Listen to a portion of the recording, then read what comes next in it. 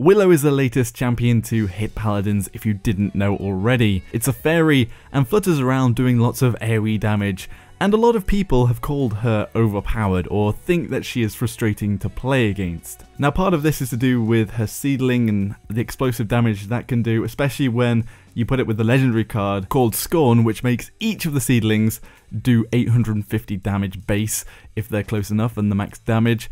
And you get hit by up to 5 of these seedlings, which if you do the maths, it does a hell of a lot of damage. However, there are some big counters to Willow, and one of them currently is our resident Godslayer himself, Androxus. Now there's several reasons why Androxus is so good against Willow, and I'm just going to start chucking them out. So first off, Willow is a champion that has quite a bit of movement, and also their ultimate basically lets them fly. Now Androxus is a champion that can move a lot too, and can follow Willow pretty much wherever they go. If they flutter away, which is their escape, Androxus can chase them. If they go into the air and fly, Androxus can initially chase them, and will probably kill them before they get too high up unless they do it far away. And Willow can get away with their ultimate, which is called Fae Flight, if they reach the top of the map, because Androxus really can't get that high. But still, Androxus can take pot shots at that Willow up there because of their hit scan, and that's the second point, that Androxus is a hit scan character and they have a pistol. It's very easy to hit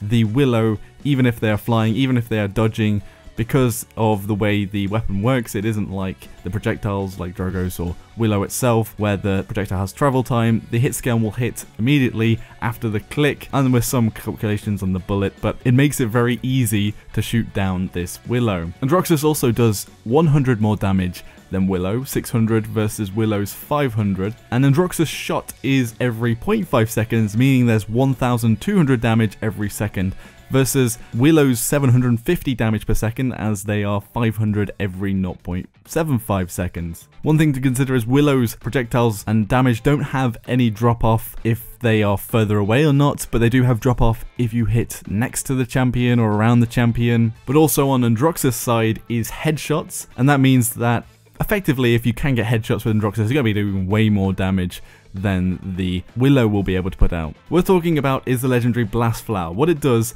is it gives 50 additional damage to Willow every time they hit somebody with the left click. Now this goes up to 5 times, which can take you to 750 damage, which is more than Androxus. But the only thing is that to get to Androxus damage, you have to hit 3 shots, and that third shot will be the 600 damage. Now in that time, the Androxus could have killed you, because that's over 2 seconds, and in 2 seconds, theoretically, Androxus can do 2400 damage. Also, it isn't very easy to hit Androxus when he's flying in the air with his nether step, and it's very difficult to lead the projectiles. I think what's worth mentioning just before I move on to something else with the nether step is that I think that this skill gap does increase depending on how good an aim you are with Androxus, because obviously all these calculations all rely on the fact that you're going to be hitting your shots. Whereas the Willow can hit you by just hitting the floor and splashing you, and that can be a bit easier if you're newer to the game or you don't have as good mechanical aim, and may go slightly in Willow's favour. But coming back to the nether step, you can dodge the shots itself, and it's very hard for the Willow to aim at the Androxus in the air floating. And especially with the Dark Stalker legendary, Androxus legendary, to unlink all of the nether steps, you can be in the air most of the time.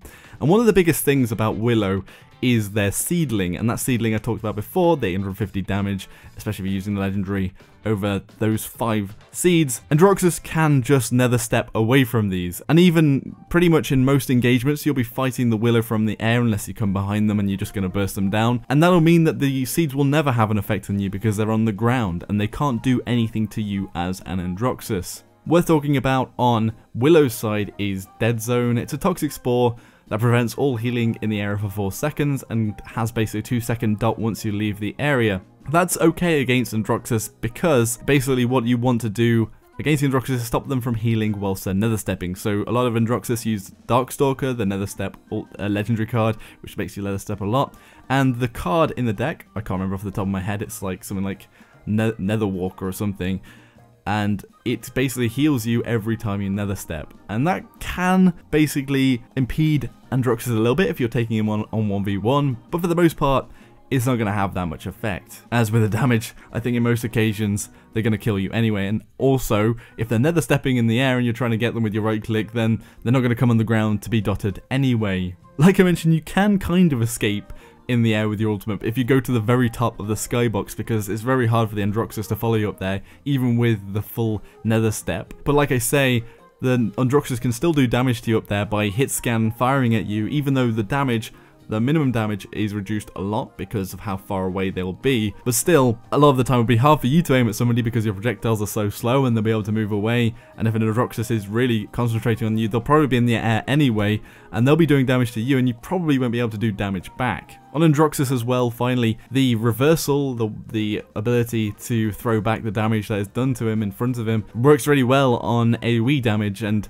it basically blocks Willow's main attacks and throws it back at the Willow. Even if you don't hit the Willow, it doesn't really matter, you've just stopped the damage for a little while whilst you reload, as there's cards in Androxus deck to reload whilst you use another step, and there's also cards whilst you use a reversal, which will probably give the Androxus a chance to carry on their duel with you. Also, if the Androxus doesn't have nether step ready, they can use reversal to fire back all of the seedlings damage, and you can imagine if you're hitting 850, then those extra 850s, the Androxus is going to be throwing a lot back at you. And actually in my stream I got hit a few times by the Androxus throwing back my seedlings at me, and it was just ridiculous. It was basically a one-hit kill. I don't think it stops at Androxus. As a damage dealer, I think Willow is very vulnerable to a lot of the flankers, and especially Buck and Androxus. I think Buck can do it in the very similar way.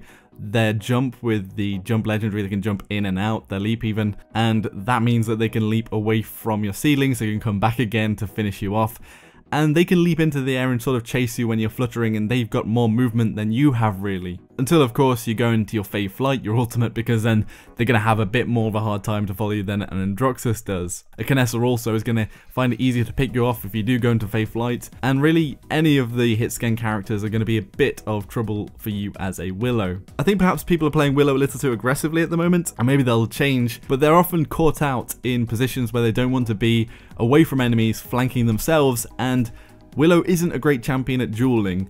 And Androxus and Buck and all of the other flankers really, and a lot of the hitscan characters can do that dueling role a little bit better. So really I don't think that Willow is all that overpowered. I think perhaps there needs to be the indicators on the seedlings to show when they are exploding. Only the initial seedling is shown as a grenade symbol, and the other four aren't shown. And if those are shown, and perhaps a sound like a ticking sound, if the plopping sound that the seedlings have when they expand carries on until they explode, I think that would make the seedlings very easy to dodge if you're aware of them, or not, then it's pretty much your fault. And obviously with this next patch, as it comes out to live, probably on Wednesday, maybe a little bit later, everybody is going to be trying to insta-pick this Willow. Now, I haven't lost a game yet as Androxus on the PTS, and I've played about 6 games as Androxus in a row. And I'm just saying this now, if you want to win games and you want to have fun and you can't insta-click the Willow, then pick the Androxus, because you're going to have a good time countering that Willow on the enemy team. But also the Androxus pistol is really cool. I probably won't buy it in game live, but it's nice to play around with it on PTS. It's probably one of the nicest colors that almost mirrors what you'd find in CSGO, like the sort of skins that you'd actually cherish. But yeah, Androxus has always been a bit of my boy, and he's got my most playtime, even though I haven't played him for a very long time properly, and it's really fun and rewarding to go ham on him, because the aim is quite difficult and it takes a little while to get used to, but pays off. And obviously here against a Willow, especially if they've got a Willow and a Drogos on the enemy team, that's like a godsend. One thing I'd say is that Drogos has a better time trying to take on an Androxus because of the Fusillade, the extra damage card. And if you fire spit an Androxus and get the Fusillade off, you get a normal shot off, you have a chance of bursting down the Androxus, but the Willow doesn't really have that chance at all, and they don't have, the movement to get away apart from their ultimate. But if you see a Willow, or you see a Willow and a Drogos, hallelujah, you're going to have a fun game. Anyway, what are all your thoughts? Do you think that you'll be picking up Androxus to counter the Willows when the insta-pick happens when it goes live, maybe Wednesday? Do you like Willow where she's at, or do you still think that she might be a little overpowered or frustrating to play against? Be sure to let me know in the comments section below. If you enjoyed the video, be sure to hit that like button, subscribe for more of my content, and I've been Joshino. Thank you all very much for watching.